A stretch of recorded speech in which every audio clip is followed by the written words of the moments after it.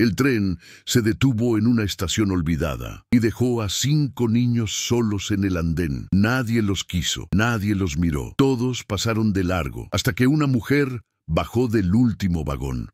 Ella no podía tener hijos. Ellos no tenían a nadie. Lo que ocurrió después cambió sus vidas para siempre. ¿Puede el destino unir lo que la vida rompió? Quédate, porque esta historia es un viaje de abandono, amor y redención. Cuéntame desde dónde nos escuchas hoy. El silbato del tren rasgó el silencio de la mañana como un cuchillo oxidado. Era el año de 1892 y la estación de San Jacinto del Valle no era más que un andén de madera carcomida, un tejado de lámina que goteaba en las lluvias y un letrero descolorido que apenas se leía entre el polvo y el abandono. El tren de las 11 llegaba todos los martes. Traía sacos de harina, herramientas, cartas que nadie esperaba y, de vez en cuando, algún viajero perdido que se bajaba por error y volvía a subir antes de que las ruedas comenzaran a girar de nuevo. Pero aquel martes de octubre, el tren trajo algo distinto. 5 niños bajaron del vagón de carga. El mayor, un muchacho de 12 años con el rostro endurecido y los ojos hundidos, sostenía de la mano a una niña de apenas 3. Detrás venían 2 gemelos de 8 años, idénticos hasta en la manera de temblar, y una niña de 6 que abrazaba contra su pecho un muñeco de trapo sin cabeza. No traían maletas, no traían abrigos, solo llevaban la ropa que vestían. Camisas raídas, pantalones remendados, vestidos que alguna vez tuvieron color. Y en los ojos, ese brillo húmedo de quien ha llorado tanto que ya no le quedan lágrimas. El jefe de estación, don Fermín, salió de su caseta con el ceño fruncido. Miró a los niños como quien mira una plaga de langostas. ¿Y estos?, preguntó al conductor que bajaba para estirar las piernas. El conductor se encogió de hombros. Los subieron en Piedras Negras. Los padres murieron en el derrumbe de la mina. No tienen a nadie. El capataz dijo que los mandaran al sur, que allá hay un orfanato. Don Fermín escupió al suelo. Aquí no hay ningún orfanato. Pues aquí se bajan, respondió el conductor. Yo solo sigo órdenes. El tren silbó de nuevo. Las ruedas comenzaron a girar, y en menos de 1 minuto la máquina de hierro desapareció entre la neblina de la mañana, dejando atrás solo humo, silencio y 5 niños que miraban el horizonte sin entender por qué el mundo los había abandonado. Tomás, el mayor, apretó la mano de su hermana pequeña. «No llores, Lucía», susurró.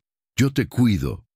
Pero su voz temblaba, y en el fondo de su pecho, donde guardaba todo el miedo que no podía mostrar, sabía que aquella promesa pesaba más que cualquier montaña.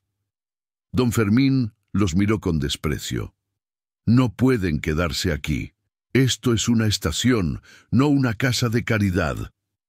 «¿A dónde vamos?», preguntó Marcos, uno de los gemelos. «Eso no es mi problema». El viejo regresó a su caseta y cerró la puerta de un golpe. Los 5 niños se quedaron solos en el andén, con el viento helado de octubre metiéndose entre las costuras de su ropa y el sol ocultándose detrás de nubes grises que prometían tormenta. Pasaron las horas. Algunos pasajeros que aguardaban el próximo tren los miraron de reojo. Nadie se acercó. Nadie preguntó sus nombres. Una mujer elegante con sombrero de plumas se cubrió la nariz con un pañuelo de seda al pasar junto a ellos, como si el olor de la pobreza fuera contagioso. Un comerciante gordo murmuró a su esposa: «Seguro son hijos de criminales. Mira esas caras». Su esposa asintió con repugnancia. «No los mires, querido. No vaya a ser que pidan limosna». Los gemelos, Marcos y Mateo, tenían hambre.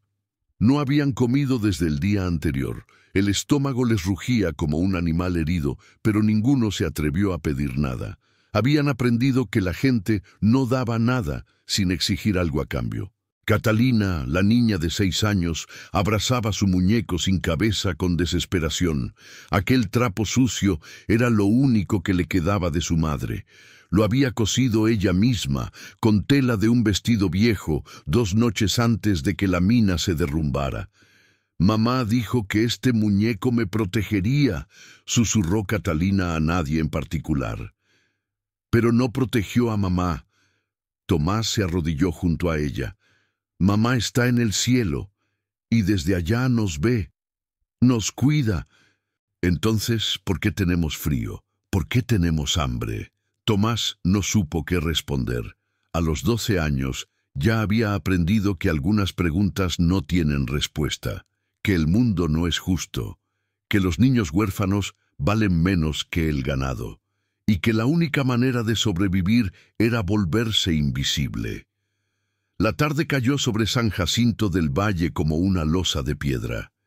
El cielo se tiñó de gris oscuro, y las primeras gotas de lluvia comenzaron a caer sobre el andén. Los niños se refugiaron bajo el tejado de la estación, acurrucados unos contra otros para darse calor. Don Fermín salió una vez más. «Largo de aquí, viene otro tren, y no quiero que los pasajeros vean este espectáculo». «¿A dónde vamos?», preguntó Tomás con la voz quebrada. «Al diablo si quieren, a mí me da igual». Los 5 niños caminaron bajo la lluvia hasta un árbol cercano. No ofrecía mucha protección, pero era mejor que nada. Se sentaron entre las raíces, temblando, mientras el agua les empapaba la ropa y les calaba los huesos. Lucía, la más pequeña, comenzó a toser, una tos seca, profunda, que le sacudía el cuerpecito como una hoja en el viento. «Está ardiendo», dijo Mateo tocándole la frente. «Tiene fiebre». Tomás se quitó su camisa y cubrió a su hermana con ella. Él se quedó con el torso desnudo, sintiendo el frío clavársele en la piel como 1000 agujas. Pero no le importaba. Lucía era su responsabilidad. Lucía era lo único que le quedaba de su madre. La noche llegó sin piedad. El viento aulló entre los árboles y la lluvia no cesó. Los 5 niños permanecieron despiertos, temblando, rezando en silencio a un Dios que parecía haberlos olvidado. A la mañana siguiente, cuando el sol asomó tímidamente entre las nubes, Tomás despertó con la espalda entumecida y el cuerpo helado. Miró a sus hermanos. Marcos y Mateo dormían abrazados. Catalina murmuraba en sueños, aferrada a su muñeco. Y Lucía respiraba con dificultad. Sus labios estaban azules, su frente ardía como una brasa. «Ayuda», susurró Tomás, pero nadie escuchó. «¡Ayuda!», gritó más fuerte. Su voz se perdió en el viento. Se levantó tambaleándose y corrió hacia la estación. Don Fermín estaba barriendo el andén con desgano. «Mi hermana está enferma, necesita un doctor». El viejo ni siquiera levantó la vista. «Aquí no hay doctor. El más cercano está a 2 días de camino. Se va a morir. Todos nos morimos, muchacho, unos antes, otros después». Tomás sintió que algo se rompía dentro de él. Una rabia oscura, una desesperación tan profunda que le nubló la vista. Quiso gritar, golpear, destrozar todo a su alrededor. Pero no lo hizo. Porque sabía que nadie vendría a ayudarlos, porque sabía que en aquel mundo cruel los huérfanos no valían nada. Regresó junto a sus hermanos con las manos vacías y el corazón destrozado. Se arrodilló junto a Lucía y le acarició el cabello húmedo. «No te mueras», susurró. «Por favor, no te mueras». Fue entonces cuando escuchó el silbido del tren. El de las 11 había llegado. Tomás lo miró sin esperanza, convencido de que traería más indiferencia, más desprecio, más dolor. Pero aquel tren traía algo distinto. Una mujer bajó del último vagón. Era delgada, de cabello castaño recogido en un moño sencillo, vestida con un traje de viaje color gris que había conocido mejores tiempos. Su rostro, pálido y cansado, mostraba las huellas de un dolor antiguo, de esos que se instalan en el alma y ya nunca se van. Cargaba una maleta pequeña y un bolso de mano. Caminaba con la espalda recta, pero los hombros hundidos, como quien lleva un peso invisible. Sus ojos, de un verde profundo como los bosques después de la lluvia, miraban al frente sin ver realmente nada. Se llamaba Elena Montero. Tenía 32 años y venía huyendo. No huía de la ley, ni de un marido violento. Huía de la lástima, de las miradas compasivas de sus vecinas, de los susurros que la seguían por las calles de la ciudad. Pobrecita, 3 abortos y ningún hijo. Su marido hizo bien en dejarla. ¿Para qué sirve una mujer que no puede dar hijos? Su esposo, Rodrigo, la había abandonado 6 meses atrás. Se fue con una viuda joven que ya estaba embarazada antes de que el divorcio fuera oficial. La casa que compartían fue vendida. El dinero, dividido. Y Elena se quedó con nada más que una maleta, un bolso y la certeza de que su cuerpo era una tumba donde morían todos los sueños. Había tomado el tren hacia el sur sin saber exactamente a dónde iba. Tenía una tía lejana en algún pueblo perdido. Una mujer a quien no había visto en 20 años, pero que, según las cartas antiguas que encontró entre las cosas de su madre, vivía cerca de San Jacinto del Valle. Bajó del vagón con el corazón vacío y los ojos secos. Había llorado tanto en los últimos meses que ya no le quedaban lágrimas. Se sentía hueca como una cáscara de nuez flotando en un río sin rumbo. Entonces los vio. 5 niños acurrucados bajo un árbol, empapados, temblando. El mayor sin camisa, abrazando a una niña pequeña que tosía sin parar. Los gemelos con los ojos cerrados, exhaustos, y una niña que murmuraba palabras sin sentido a un muñeco sin cabeza. Elena se detuvo en seco. El mundo a su alrededor pareció desvanecerse. Los sonidos del tren, las voces de los pasajeros, el viento, la lluvia que comenzaba a caer de nuevo, todo desapareció. Solo existían esos 5 niños y el latido de su propio corazón que, por primera vez en meses, pareció despertar de un largo sueño. Caminó hacia ellos sin pensarlo. Sus pies la llevaron como si tuvieran voluntad propia. Se arrodilló junto al muchacho que abrazaba a la niña enferma. ¿Qué pasó?, preguntó con voz suave. Tomás la miró con desconfianza. Había aprendido a no confiar en los adultos, pero algo en los ojos de aquella mujer lo hizo dudar. No había desprecio en su mirada. No había asco ni lástima falsa. Había algo que él no supo nombrar, algo que se parecía al reconocimiento, como si ella también supiera lo que era estar solo en el mundo. «Mi hermana está enferma», dijo Tomás. «Nadie quiere ayudarnos». Elena tocó la frente de Lucía. Ardía. La niña respiraba con dificultad. Cada inhalación, un pequeño gemido de dolor. «Hay que llevarla adentro», dijo Elena. «Necesita calor y medicina. El jefe de estación no nos deja entrar». Elena se levantó.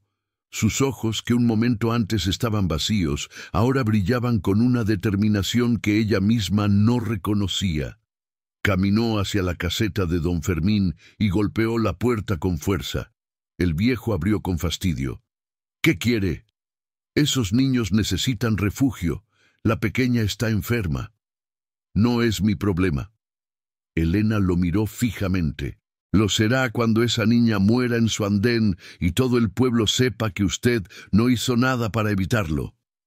Don Fermín palideció. No por compasión, sino por miedo. Las habladurías podían destruir a un hombre en aquellos pueblos pequeños. «Está bien», gruñó. «Pueden quedarse en el almacén, pero solo una noche, y si roban algo, los denuncio». Elena no respondió. Regresó junto a los niños y, con ayuda de Tomás, llevó a Lucía hasta el almacén. Era un cuarto pequeño, lleno de cajas y sacos, pero estaba seco y había una estufa de leña en una esquina.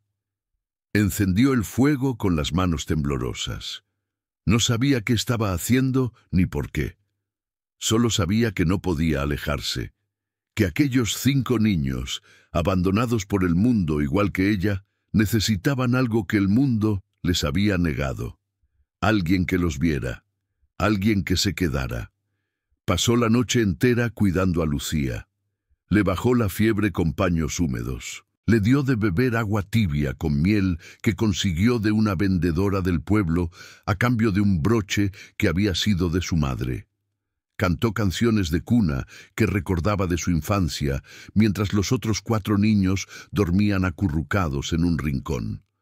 Cuando el amanecer pintó el cielo de rosa, Lucía abrió los ojos. Su fiebre había bajado. Su respiración era normal, y lo primero que vio fue el rostro de Elena, iluminado por la luz del nuevo día. ¿Eres un ángel?, preguntó la niña con voz ronca. Elena sonrió por primera vez en meses. No, pequeña, soy solo una mujer. Pero Tomás, que había permanecido despierto toda la noche observándola, sabía que eso no era cierto. Aquella mujer era mucho más que eso, y algo en su corazón, ese corazón endurecido por el dolor y la pérdida, comenzó a ablandarse, como la tierra después de la lluvia, como el hielo bajo el sol de primavera. Por primera vez desde que sus padres murieron, Tomás sintió algo que había olvidado: esperanza. La mañana trajo consigo un sol tibio que se colaba entre las rendijas del almacén, dibujando líneas de luz sobre los rostros dormidos de los niños. Elena no había pegado los ojos en toda la noche, pero no sentía cansancio. Sentía algo distinto. Algo que no podía nombrar, pero que latía en su pecho como un segundo corazón. Don Fermín apareció a las 8 en punto con el ceño fruncido. Se acabó el tiempo. Tienen que irse. Elena se levantó despacio. Los huesos le crujían por haber pasado la noche en el suelo, pero su mirada era firme. ¿A dónde quiere que vayan? Son niños, están solos. Eso no es asunto mío. Pueden ir al orfanato de la capital. ¿Y cómo llegan hasta allá? ¿Caminando? Don Fermín se encogió de hombros con una indiferencia que a Elena le heló la sangre. No sé ni me importa. Solo sé que aquí no pueden quedarse. Elena miró a los niños. Tomás estaba despierto, observándola con esos ojos que habían visto demasiado para su edad. Los gemelos se desperezaban en un rincón, frotándose los ojos. Catalina abrazaba su muñeco con fuerza, como si temiera que alguien se lo arrebatara. Y Lucía, la pequeña Lucía, dormía con la respiración tranquila, ajena al mundo cruel que la esperaba afuera. Algo se movió en el interior de Elena, algo antiguo y profundo, enterrado bajo capas de dolor y resignación, algo que creía muerto. Yo me hago cargo de ellos. Las palabras salieron de su boca antes de que pudiera pensarlas. Don Fermín la miró como si hubiera perdido la razón. ¿Usted, una mujer sola, con 5 mocosos que no son suyos? Sí, yo. ¿Tiene casa? ¿Tiene dinero? ¿Tiene idea de lo que está diciendo? Elena no tenía nada de eso. Tenía una maleta con ropa gastada, un bolso con algunas monedas y la dirección de una tía que tal vez ni siquiera la recordaba. Pero tenía algo más, algo que el viejo jefe de estación nunca entendería. Tenía un vacío en el pecho que llevaba años esperando ser llenado. «Sé perfectamente lo que digo», respondió con voz clara. «Ahora, si me disculpa, tengo que buscar un lugar donde vivir». Salió del almacén con la espalda recta y el mentón alto. Los niños la siguieron en silencio, como patitos detrás de su madre. Tomás cargaba a Lucía en brazos. Los gemelos caminaban de la mano. Catalina arrastraba su muñeco por el suelo polvoriento. El pueblo de San Jacinto del Valle no era más que un puñado de casas de adobe agrupadas alrededor de una plaza polvorienta. Había una iglesia con el campanario torcido, una tienda de abarrotes con las ventanas sucias, una cantina de la que salían voces de borrachos a pesar de la hora temprana, y un pozo de agua en el centro de la plaza donde unas mujeres lavaban ropa mientras murmuraban entre ellas. Elena caminó hacia las mujeres con los niños a su espalda. Las conversaciones se detuvieron en seco. 5 pares de ojos la examinaron de arriba a abajo, evaluando su ropa, su maleta, su rostro cansado y, sobre todo, a los 5 niños harapientos que la seguían como sombras. «Buenos días», saludó Elena. «Estoy buscando la casa de Soledad Montero. Me dijeron que vive por aquí». Las mujeres intercambiaron miradas. Una de ellas, la más vieja, con el rostro surcado de arrugas y las manos deformadas por el trabajo, respondió con voz rasposa. «Doña Soledad murió hace 2 años. Su casa está abandonada, al final del camino de tierra, pasando el arroyo seco». Elena sintió que el suelo se abría bajo sus pies. Su única esperanza, su único plan, acababa de desmoronarse como un castillo de arena. «¿Y quién heredó la casa?», preguntó con un hilo de voz. «Nadie. No tenía familia. Bueno, decía que tenía una sobrina en la ciudad, pero nunca vino a reclamar nada». Elena tragó saliva. «Esa sobrina soy yo». Las mujeres la miraron con una mezcla de desconfianza y curiosidad. La vieja entrecerró los ojos. «¿Tú eres la sobrina de Soledad? Ella hablaba de ti. Decía que eras la hija de su hermana menor, la que se fue a la capital y nunca volvió». «Mi madre murió hace 5 años». «Entonces, esa casa es tuya», dijo la vieja con un encogimiento de hombros. «Pero te advierto, está en ruinas. Nadie la ha tocado desde que Soledad se fue». Elena asintió lentamente. Una casa en ruinas era mejor que nada. Era un techo, era un comienzo. «¿Y esos niños?», preguntó otra de las mujeres, una mujer robusta con delantal manchado de harina. «Son tuyos».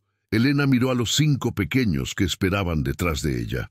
Tomás, con su mirada desafiante y protectora. Marcos y Mateo, idénticos y silenciosos. Catalina, con su muñeco roto. Lucía, todavía débil, recostada contra el hombro de su hermano mayor. «Sí», respondió sin dudar, «son míos». Las mujeres murmuraron entre ellas. Algunas sacudieron la cabeza con desaprobación. Otras la miraron con algo que podría haber sido compasión o burla. Era difícil saberlo. Elena no les prestó atención.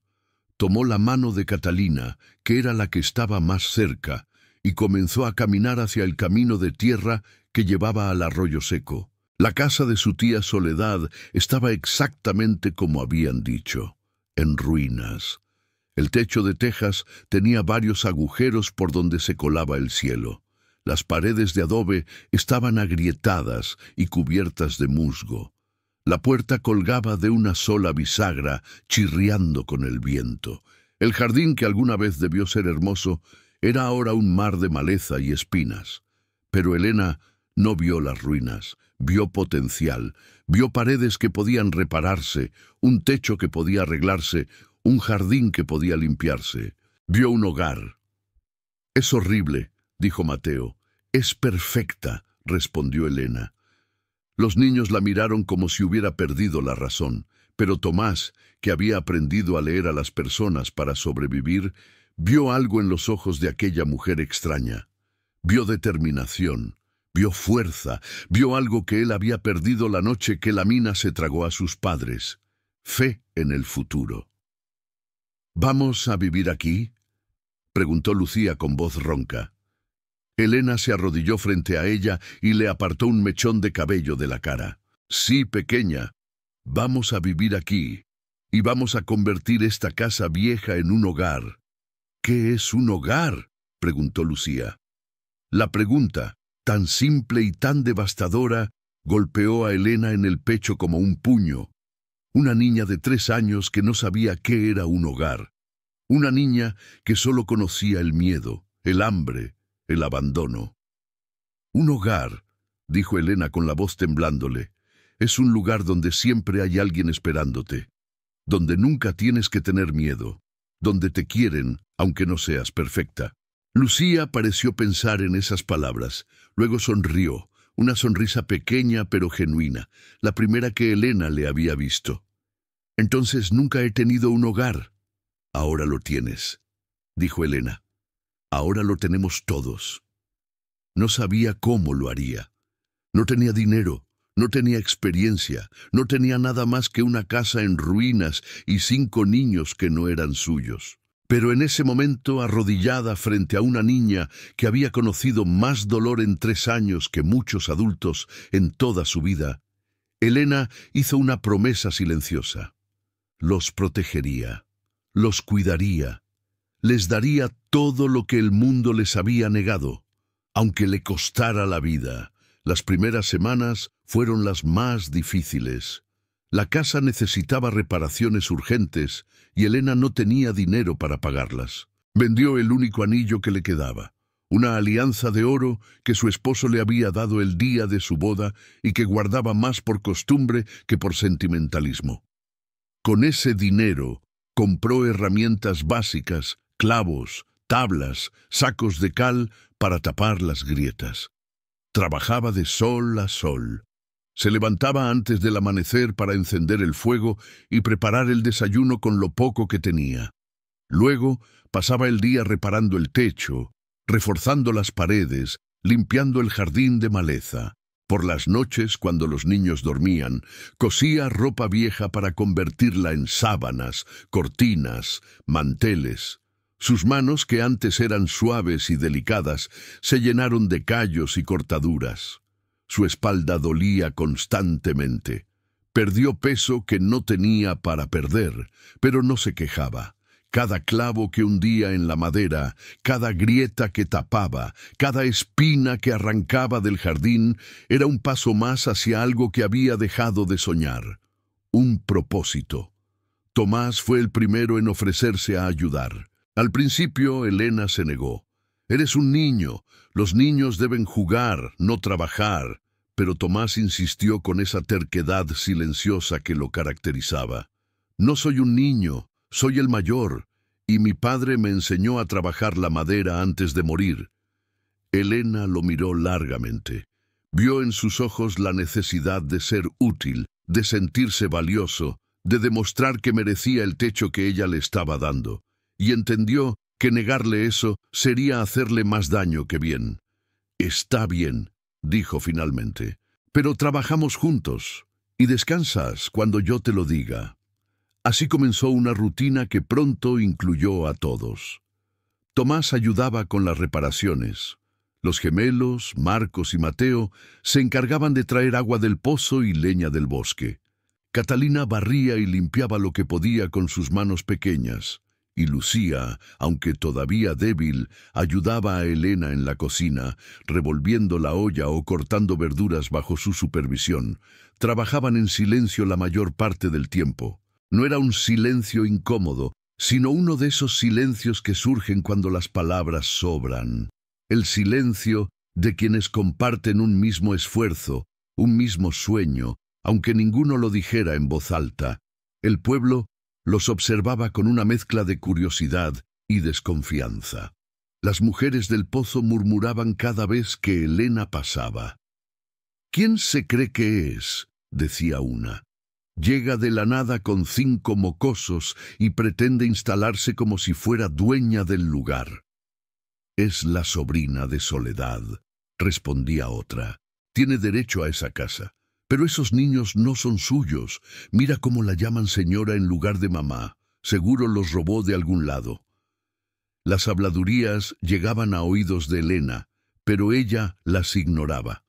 Había aprendido a no darle importancia a las palabras de quienes no la conocían. Lo único que importaba era sobrevivir, y hacer que aquellos 5 niños sobrevivieran con ella. Un mes después de su llegada, la casa comenzó a parecerse a un hogar. El techo ya no goteaba. Las paredes estaban pintadas de un blanco desigual pero limpio. El jardín, aunque todavía silvestre, tenía un pequeño huerto donde crecían tomates, calabazas y hierbas aromáticas. Pero el dinero se acababa y el invierno se acercaba. Elena buscó trabajo en el pueblo, pero nadie quería contratar a una forastera. La tienda de abarrotes ya tenía dependiente. La cantina no contrataba mujeres. El único trabajo disponible era lavar ropa ajena en el río, pero pagaban tan poco que apenas alcanzaba para comprar pan. Una noche, mientras los niños dormían, Elena se sentó junto al fuego y lloró por primera vez desde que había llegado a San Jacinto del Valle. Lloró de frustración, de miedo, de agotamiento. Lloró porque no sabía cómo iba a alimentar a 5 bocas cuando ella misma se estaba muriendo de hambre. Lloró porque había prometido protegerlos y sentía que estaba fallando. No supo que Tomás estaba despierto, observándola desde su rincón. A la mañana siguiente, el muchacho desapareció al amanecer. Elena lo buscó por toda la casa, por el jardín, por el camino hacia el pueblo. No lo encontró. El miedo le estrujó el estómago. ¿Y si se había ido? ¿Y si había decidido que estar solo era mejor que estar con una mujer que no podía cuidarlo? Tomás regresó al mediodía con un conejo muerto colgando de la mano y una bolsa de papas al hombro. ¿De dónde sacaste eso?, preguntó Elena con el corazón todavía acelerado. Cacé el conejo en el bosque. Las papas me las regaló don Julián, el del rancho grande. Le ayudé a reparar una cerca y dijo que podía volver mañana. Elena no supo qué decir. Quiso reprenderlo por haberse ido sin avisar. Quiso abrazarlo por haber vuelto. Quiso llorar de nuevo, pero esta vez de alivio, de gratitud, de algo que se parecía peligrosamente al amor. «No vuelvas a irte sin decírmelo», dijo finalmente. «Me asusté». Tomás bajó la mirada. «Lo siento. Solo quería ayudar». «Lo sé, y te lo agradezco. Pero somos una familia ahora, y las familias no se desaparecen sin avisar». «¿Familia?», repitió Tomás, como si la palabra fuera extraña en su boca. «Familia», confirmó Elena. El muchacho la miró largamente. Luego, por primera vez desde que lo conocía, Elena vio algo cambiar en sus ojos. El muro de desconfianza que siempre había estado ahí pareció agrietarse, aunque fuera solo un poco. «Está bien», dijo Tomás. «Familia». Esa noche cenaron estofado de conejo con papas. Fue la mejor cena que habían tenido en semanas. Los niños comieron hasta hartarse, riendo y hablando con la boca llena, como si el mundo no fuera un lugar cruel, como si siempre hubieran tenido un plato caliente esperándolos. Elena los observó con una sonrisa cansada pero genuina, y supo, en ese momento, que haría cualquier cosa por mantener aquella mesa llena. Cualquier cosa por escuchar esas risas todas las noches, cualquier cosa por ser la familia que ellos merecían. El invierno llegó con una ferocidad que nadie esperaba. Las primeras heladas quemaron los cultivos del huerto y las tormentas de nieve bloquearon los caminos durante días. El arroyo seco se convirtió en un río de lodo helado, y el viento aullaba por las noches como un animal herido. Elena racionaba la comida con precisión militar, un trozo de pan por persona en el desayuno, un plato de sopa aguada en el almuerzo, unas papas hervidas en la cena. Ella siempre comía menos, diciendo que no tenía hambre, aunque su estómago rugía en protesta. Los niños fingían no darse cuenta, pero lo hacían. Una noche especialmente fría, cuando el viento golpeaba las ventanas y el fuego apenas lograba calentar la habitación, Lucía se acercó a Elena y le tendió su trozo de pan. «No tengo hambre», mintió la niña. Elena sintió que el corazón se le rompía en 1000 pedazos. Tomó el pan, lo partió en 2 y le devolvió la mitad a Lucía. «Comemos juntas», dijo, «siempre juntas». Lucía sonrió y mordió su mitad con cuidado, como si quisiera que durara para siempre. Tomás seguía trabajando en el rancho de don Julián siempre que el clima lo permitía. El viejo ganadero era un hombre duro pero justo, pagaba poco, pero pagaba. Y a veces, cuando nadie miraba, le daba al muchacho un trozo de carne seca o unas manzanas magulladas que ya no podía vender. «Eres buen trabajador», le dijo don Julián una tarde. «Tu padre te enseñó bien». «Mi padre murió», respondió Tomás sin emoción. «Lo sé, todos lo saben, pero los muertos no desaparecen del todo, muchacho. Viven en lo que nos dejaron». Tomás pensó en esas palabras mientras caminaba de regreso a casa bajo el cielo gris del invierno. Pensó en su padre, un minero silencioso que le había enseñado a trabajar la madera, a cazar conejos, a leer las estrellas. Pensó en su madre, una mujer dulce que cantaba mientras cosía y que siempre olía a jabón de lavanda. Los había perdido, pero no los había olvidado. Y ahora, de alguna manera extraña que no podía explicar, sentía que estaban con él, guiándolo hacia algo nuevo, hacia alguien nuevo, hacia Elena, la mujer que los había recogido del andén como a perros abandonados, la mujer que compartía su pan aunque ella misma se muriera de hambre, la mujer que les había dado algo que ninguno de ellos había tenido jamás, un hogar. Tomás no sabía qué era el amor. No lo recordaba. Pero si el amor era eso, ese calor que sentía en el pecho cuando Elena le sonreía, esa paz que lo invadía cuando escuchaba su voz, esa certeza de que haría cualquier cosa por protegerla, entonces quizás, solo quizás, estaba empezando a sentirlo. El invierno también trajo visitantes inesperados. Una mañana de diciembre, cuando la nieve cubría el pueblo como un manto blanco, un carruaje negro se detuvo frente a la casa de Elena. Del carruaje bajó un hombre elegante de unos 40 años, con bigote engominado y traje de ciudad. Lo acompañaba otro hombre más joven, con aspecto de abogado y un maletín de cuero bajo el brazo. Elena salió a recibirlos con recelo. Los niños se asomaron por la ventana, tensos como animales ante un depredador. «¿Es usted Elena Montero?», preguntó el hombre del bigote. «Soy yo. ¿Quiénes son ustedes?» «Mi nombre es Alfredo Durán. Soy el alcalde del distrito, y este es mi asistente, el licenciado Pardo». Elena frunció el ceño. «¿Qué quieren?». El alcalde miró la casa con una mezcla de desprecio y curiosidad. «Nos han llegado informes preocupantes, señora Montero. Dicen que usted tiene bajo su techo a 5 niños que no son suyos, niños huérfanos que fueron abandonados en la estación hace meses. No fueron abandonados, los dejaron ahí sin ningún plan, sin nadie que los cuidara». «Exactamente. Y usted, sin ninguna autoridad legal, decidió tomarlos bajo su tutela». Elena sintió que la sangre le hervía. ¿Y qué querían que hiciera? ¿Dejarlos morir de frío en el andén?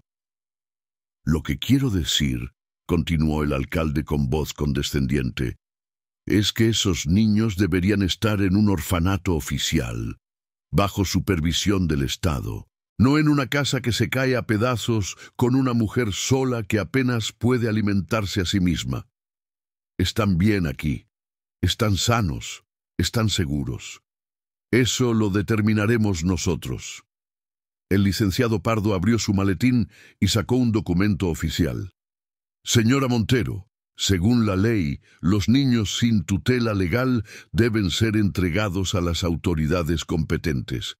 Si usted no puede demostrar que tiene los medios para mantenerlos, nos veremos obligados a llevarlos al orfanato de San Vicente, en la capital».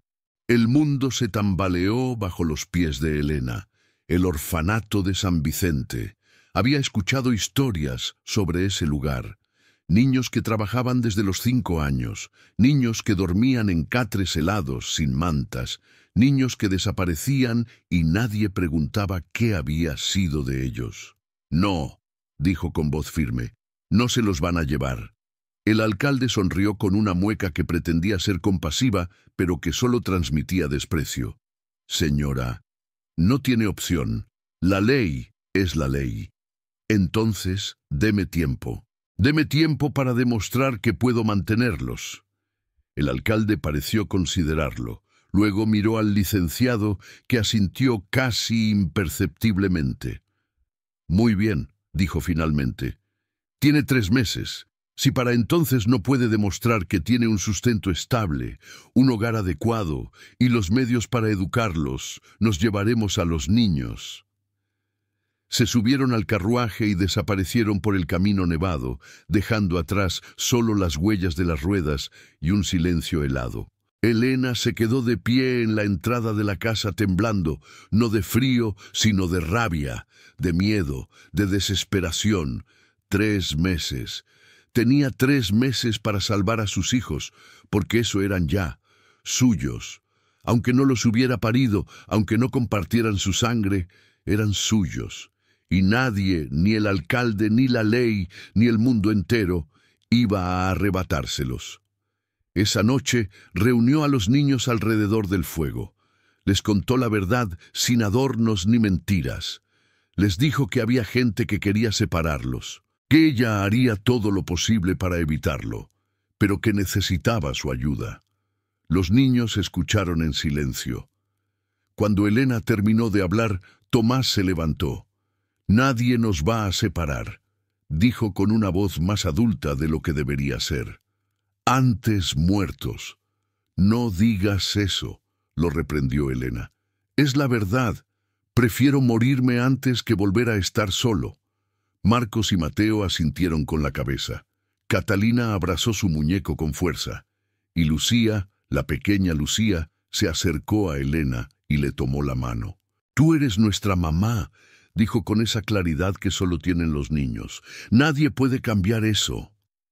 Elena sintió que las lágrimas le quemaban los ojos.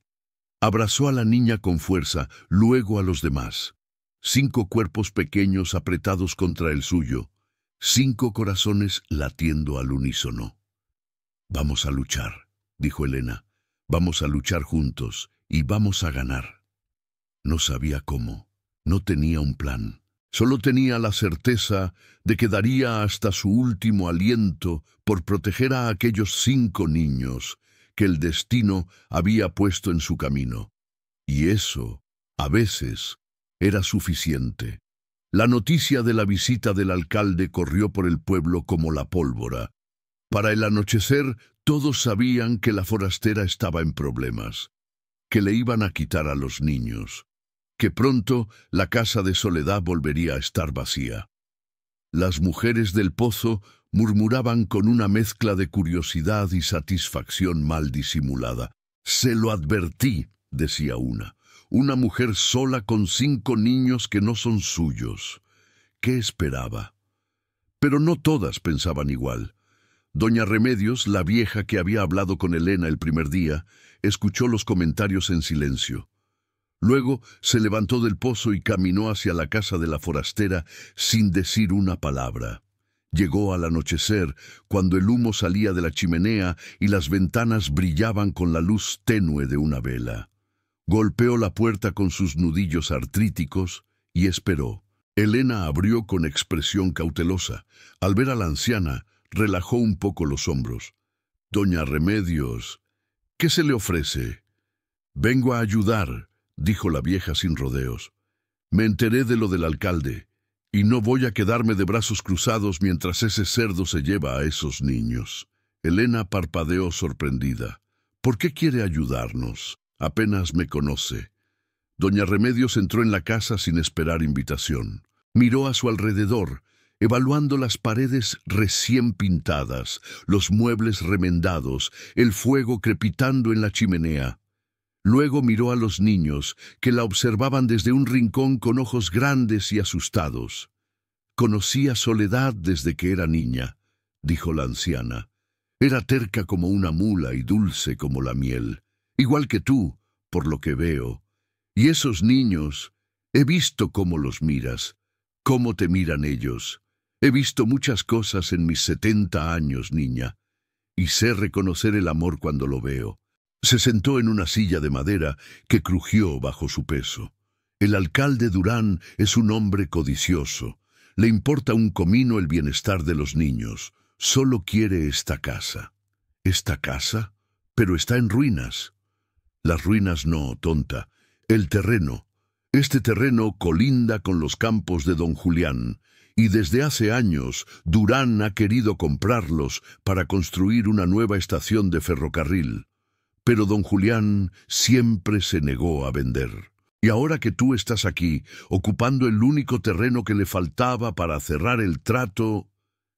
Elena sintió que las piezas encajaban en su mente como un rompecabezas macabro.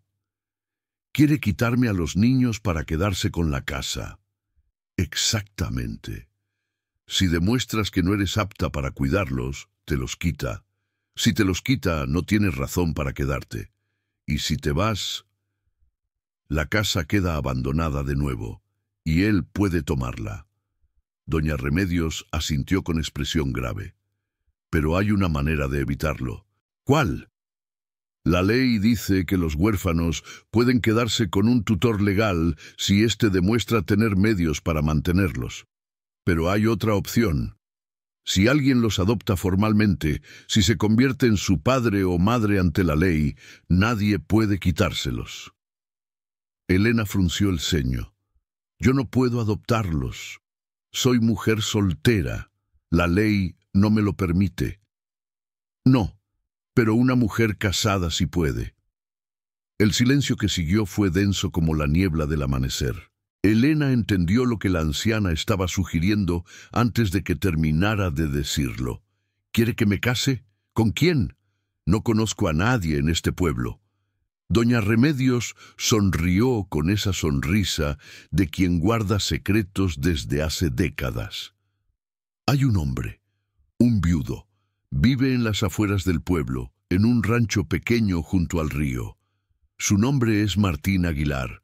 Perdió a su esposa hace 5 años y desde entonces vive solo. Es buen hombre, honrado, trabajador. Y ha estado buscando una compañera, aunque nunca lo admita. Elena sacudió la cabeza.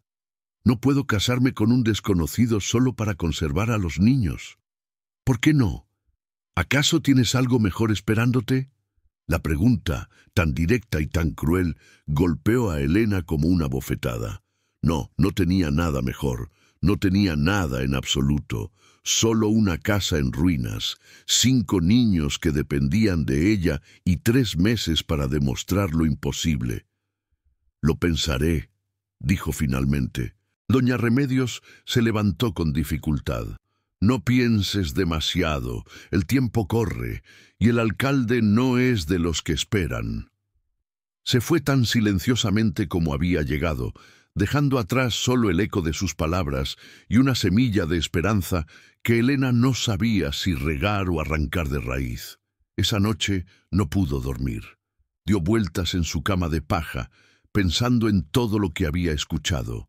Casarse con un desconocido, entregar su libertad a cambio de proteger a 5 niños que ni siquiera eran suyos. Pero mientras miraba el techo agrietado, escuchando la respiración tranquila de los niños en la habitación de al lado, supo que no tenía opción. Por ellos, haría cualquier cosa, incluso casarse sin amor. Martín Aguilar vivía en un rancho pequeño pero bien cuidado, rodeado de árboles frutales y campos de maíz.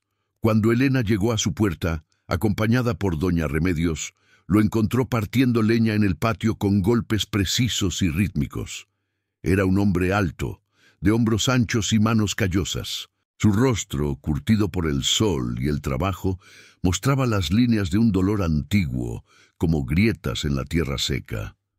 Sus ojos, de un marrón oscuro casi negro, la miraron con una mezcla de sorpresa y cautela.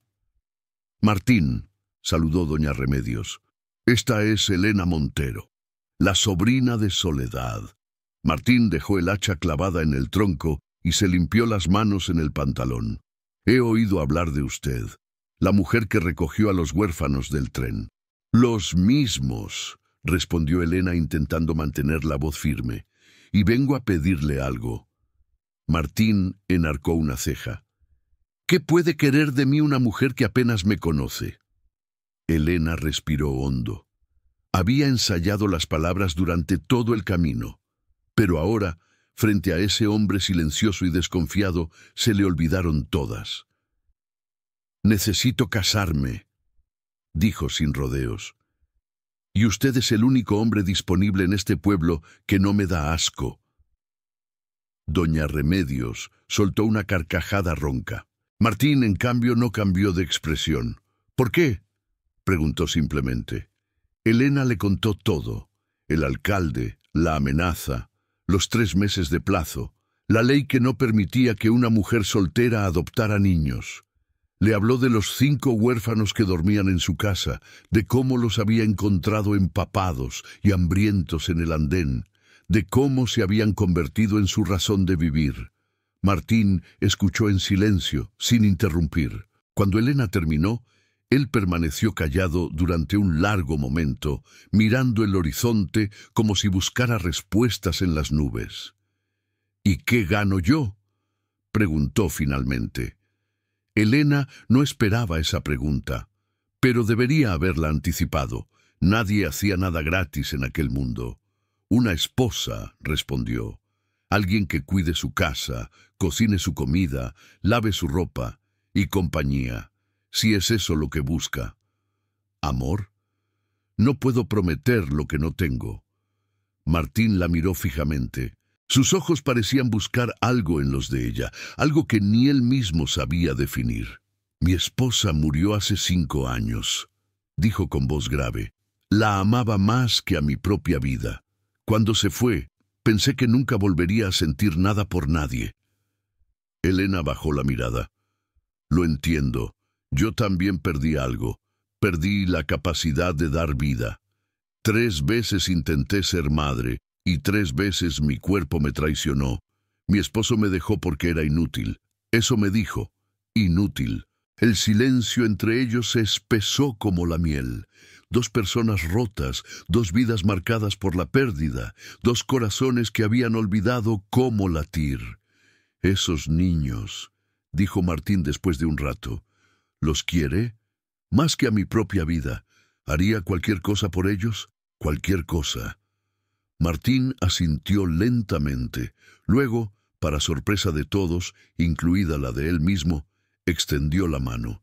Entonces, acepto. Me casaré con usted, Elena Montero. No por amor, porque ese ya lo di, pero por respeto. Y porque esos niños merecen un hogar. Y usted parece ser lo más cercano a una madre que tendrán jamás.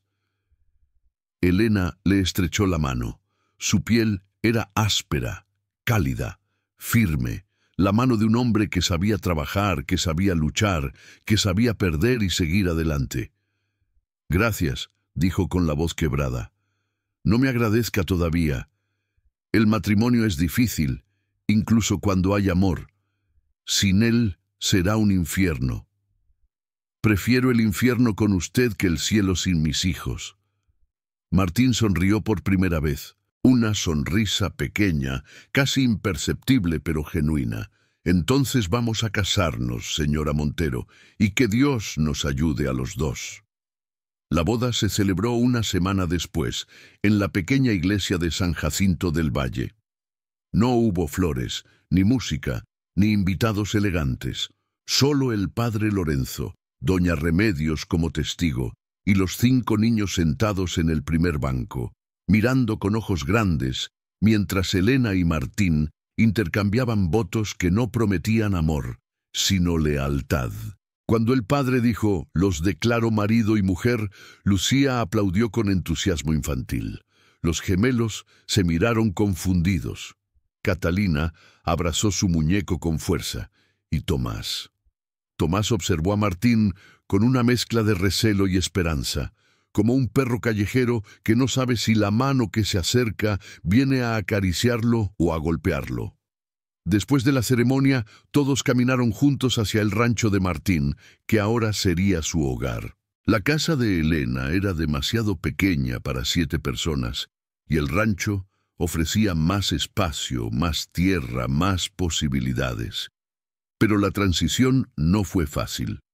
Martín era un hombre de rutinas estrictas y silencios prolongados. Se levantaba antes del alba, trabajaba hasta el anochecer y cenaba sin decir más de 10 palabras. No era cruel ni violento, pero tampoco era cálido. Era como una roca en medio de un río, sólido, inmutable, indiferente a las corrientes que lo rodeaban. Los niños le tenían miedo al principio, sobre todo Lucía, que lloraba cada vez que él entraba en la habitación, y los gemelos que huían a esconderse cuando escuchaban sus pasos. Elena intentaba mediar, suavizar las asperezas, construir puentes entre ese hombre cerrado y esos niños heridos.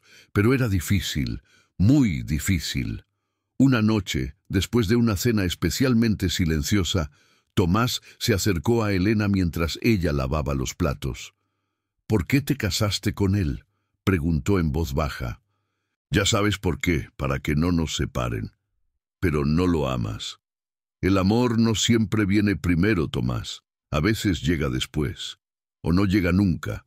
Pero eso no significa que no podamos respetarnos, cuidarnos, construir algo juntos». Tomás frunció el ceño. «Mis padres se amaban, se besaban, se reían, se abrazaban. Tú y él ni siquiera se miran». Elena dejó el plato que estaba secando y miró al muchacho a los ojos. «Tu padre y tu madre tuvieron suerte. Se encontraron jóvenes, se enamoraron, construyeron una vida juntos. Yo no tuve esa suerte.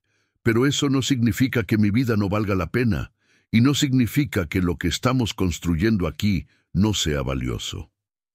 Tomás pareció considerar esas palabras. Luego, con una madurez que partía el corazón, preguntó: «¿Crees que algún día él nos querrá?». Elena miró hacia la puerta, donde Martín fumaba su pipa en el porche, solo como siempre. «No lo sé», admitió. «Pero creo que podemos enseñarle». Y esa quizás era la esperanza más frágil y más poderosa de todas. Las semanas pasaron y la primavera comenzó a asomarse tímidamente entre las montañas. El hielo se derritió, los pájaros regresaron y los campos se tiñeron de un verde suave que prometía abundancia. Pero dentro del rancho el invierno emocional persistía. Martín y los niños coexistían como extraños bajo el mismo techo. Él los evitaba, ellos le temían. Las comidas eran silenciosas, las noches tensas. Elena hacía malabares para mantener la paz, pero cada día se sentía más agotada, más sola, más desesperada, hasta que ocurrió algo inesperado. Una tarde, mientras Martín reparaba el techo del establo, una tormenta se desató de repente. Rayos, truenos, lluvia torrencial. Los niños corrieron a refugiarse en la casa, pero Catalina, la niña de 6 años, se quedó paralizada en medio del patio, abrazando su muñeco, llorando de terror. Los truenos siempre la aterrorizaban. Le recordaban al estruendo del derrumbe que había matado a sus padres. Elena estaba dentro de la casa, ocupada con Lucía, que tenía fiebre otra vez. No vio lo que pasó afuera, pero Martín sí. Desde lo alto del tejado vio a la niña pequeña temblando en la lluvia, con el vestido empapado y los sollozos ahogados por el estruendo del cielo. Y algo se movió en su pecho, algo que llevaba años dormido. Bajó del techo de un salto, sin importarle la lluvia ni el barro. Corrió hacia Catalina, se arrodilló frente a ella y sin pensarlo la tomó en brazos. La niña se estremeció, aterrorizada. Nadie la había cargado desde que su madre murió. Nadie la había abrazado con fuerza, como si quisiera protegerla del mundo entero. Martín la llevó adentro, la envolvió en una manta y se quedó junto a ella hasta que dejó de temblar. No dijo nada, no sabía qué decir. Solo la sostuvo, torpemente, como un hombre que ha olvidado cómo ser tierno, pero que intenta recordarlo. Cuando Elena bajó las escaleras y vio la escena, se detuvo en seco. Martín, el hombre de piedra, el viudo silencioso, estaba sentado junto al fuego con una niña dormida en sus brazos, acariciándole el cabello con una delicadeza que ella no creía posible. Sus miradas se cruzaron. Y por primera vez, Elena vio algo en los ojos de Martín que no había visto antes. Miedo, No miedo de los truenos ni de la tormenta, miedo de sentir, miedo de volver a amar y volver a perder. Esa noche, después de que los niños se durmieron, Elena se sentó junto a Martín en el porche. La tormenta había pasado y el cielo estaba lleno de estrellas. «Gracias», dijo ella, «por lo que hiciste con Catalina». Martín no respondió de inmediato. Fumó su pipa en silencio, mirando el horizonte oscuro. «Me recordó a mi hija», dijo finalmente con la voz ronca. «Tenía la misma edad cuando murió. La fiebre se la llevó en 3 días. No pude hacer nada para salvarla». Elena sintió que el corazón se le encogía. «No lo sabía. Lo siento mucho». Después vino mi esposa. El dolor la consumió. Dejó de comer, dejó de hablar. Una mañana simplemente no despertó. Los doctores dijeron que fue el corazón. Yo sé que fue la tristeza. Se quedaron en silencio durante un largo momento. 2 personas rotas, compartiendo su quebranto bajo las estrellas. «Por eso me cerré», continuó Martín, «porque amar duele, perder destruye. Y yo no quería volver a sentir ninguna de las 2 cosas». Elena extendió la mano y tocó la de él. Fue un gesto tímido, casi imperceptible, pero él no la retiró. «Estos niños te necesitan», dijo ella suavemente. «No como padre, no todavía, pero como alguien que les demuestre que los hombres también pueden ser buenos, que pueden proteger sin destruir, que pueden quedarse». Martín miró sus manos unidas, luego miró a Elena, y en sus ojos, por primera vez, ella vio algo parecido a la esperanza.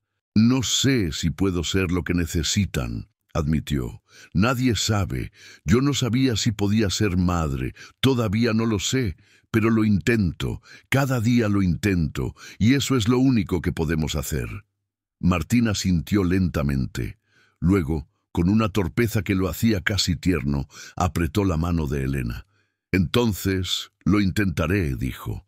«Por ellos, y quizás también por ti». No fue una declaración de amor, no fue un juramento eterno, pero fue un comienzo.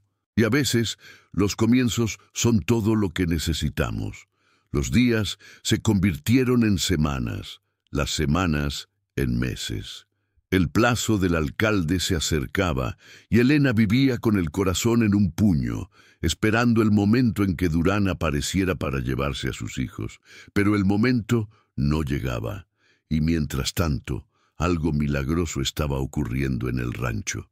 Martín empezó a cambiar, poco a poco, como el hielo que se derrite bajo el sol de primavera. Primero fueron pequeños gestos. Una sonrisa tímida a Lucía durante el desayuno, una mano en el hombro de Tomás después del trabajo, una historia contada a los gemelos antes de dormir. Luego vinieron los grandes gestos. Construyó una casita de muñecas para Catalina con sus propias manos, tallando cada detalle con la paciencia de quien redescubre el placer de crear.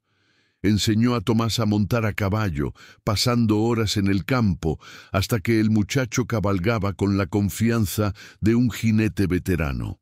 Fabricó una pequeña carreta para que los gemelos jugaran, arrastrándolos él mismo por el patio mientras ellos reían a carcajadas.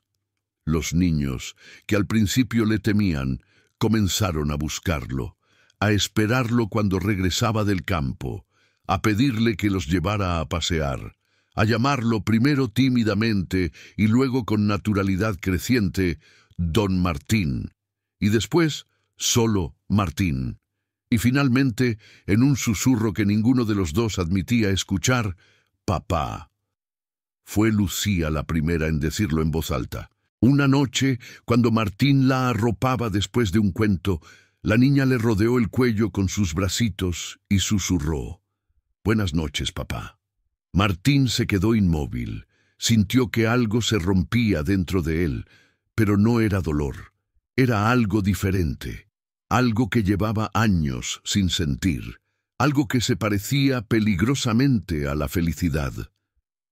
«Buenas noches, pequeña», respondió con la voz ronca. «Buenas noches, hija». Elena observaba desde la puerta, con lágrimas silenciosas rodando por sus mejillas. Aquello era más de lo que había soñado, más de lo que se había atrevido a esperar.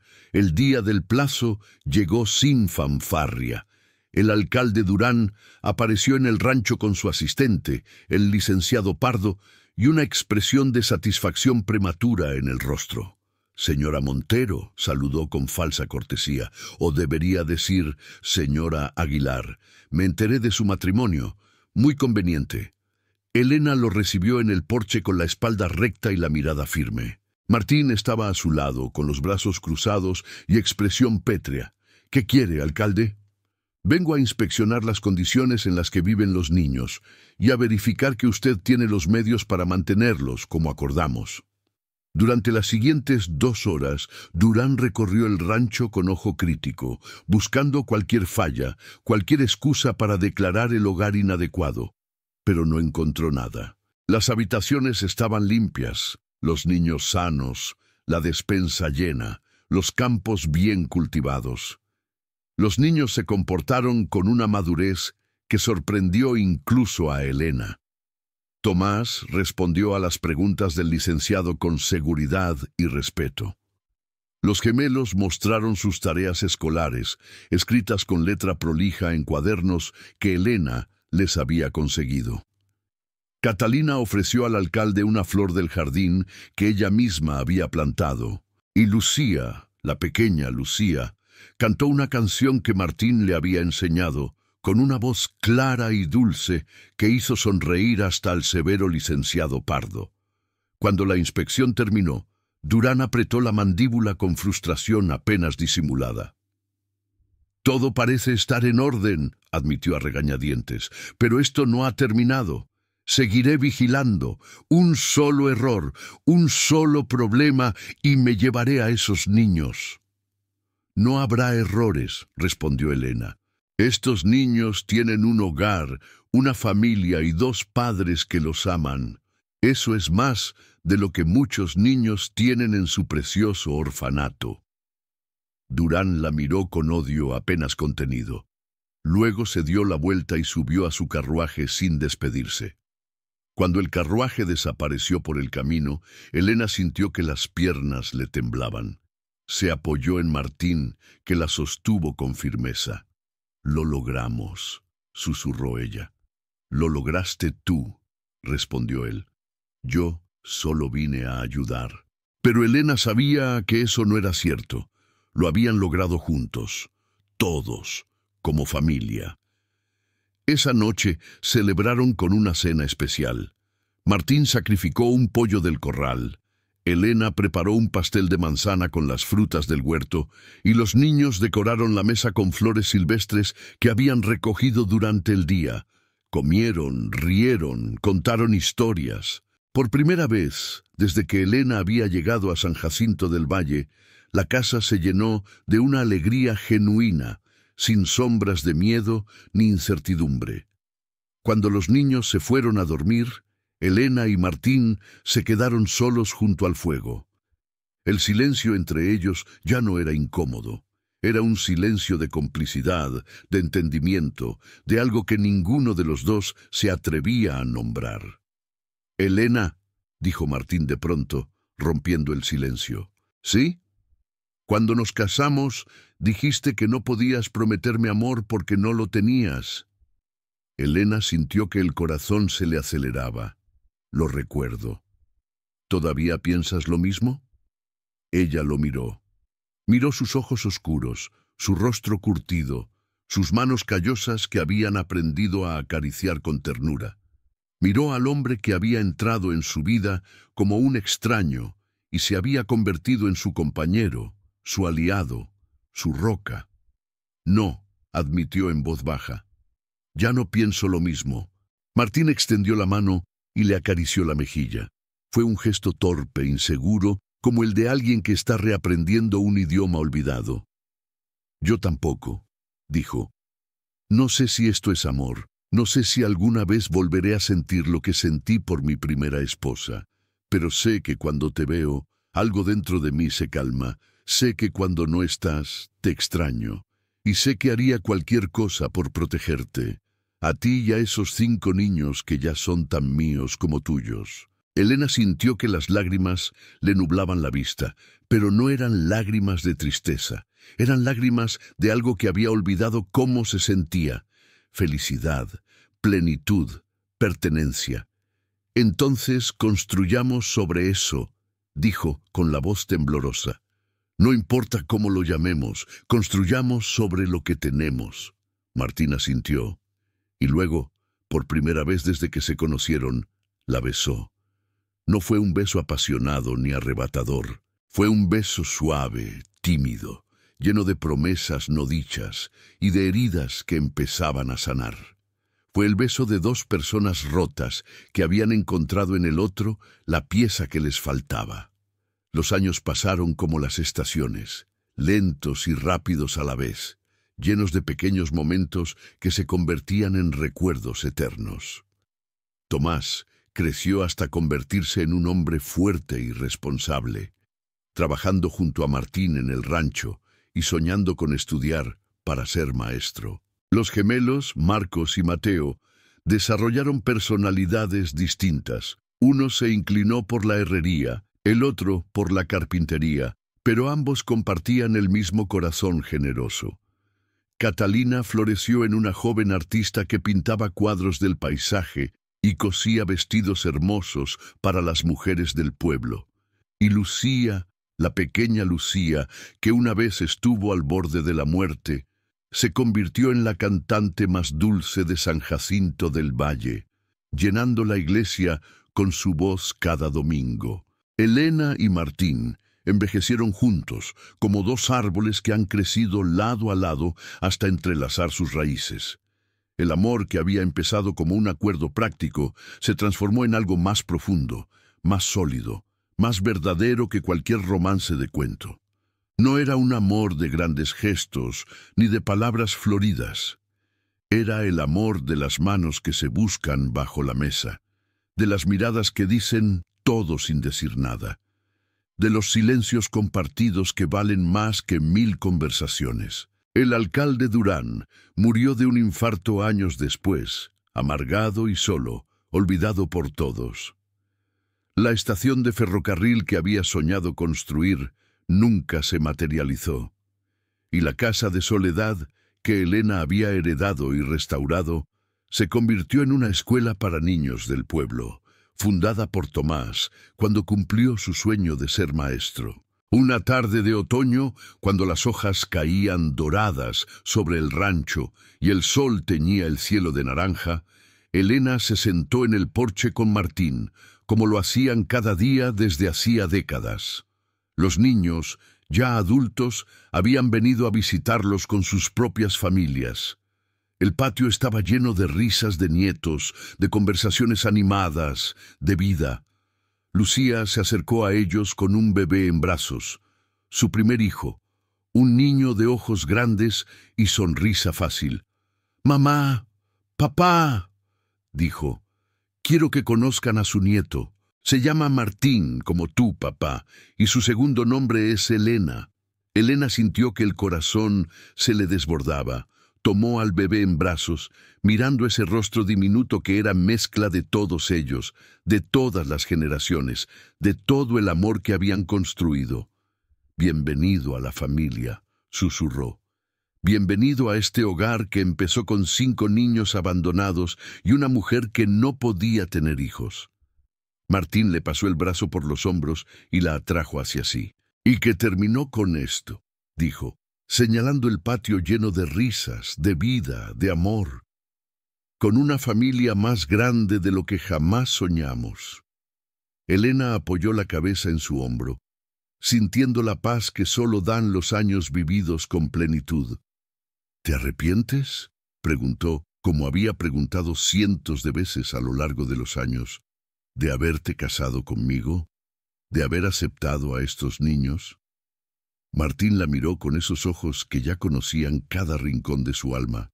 «Cada día me arrepiento menos», respondió como respondía siempre, «y hoy menos que nunca». Se quedaron allí, juntos, mirando cómo el sol se escondía detrás de las montañas mientras sus hijos, sus nietos, su familia, llenaban el aire con el sonido más hermoso del mundo, el sonido de un hogar.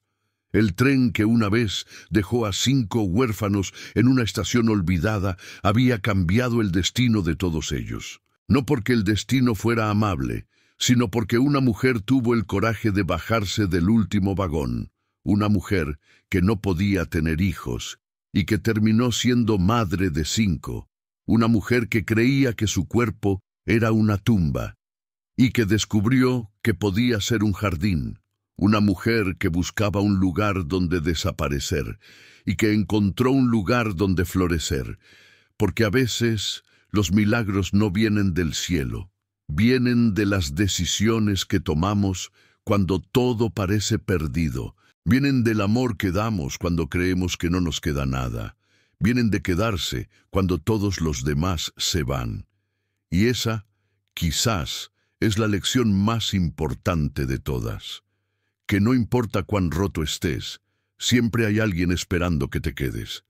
Cuéntame desde qué país nos escuchas y qué parte te tocó más el corazón. Y si crees que el amor puede unir lo que la vida rompe, suscríbete y acompáñanos en Cuentos de Época, donde cada historia nos recuerda que el destino no siempre elige a los más fuertes, sino a los que nunca dejan de intentar.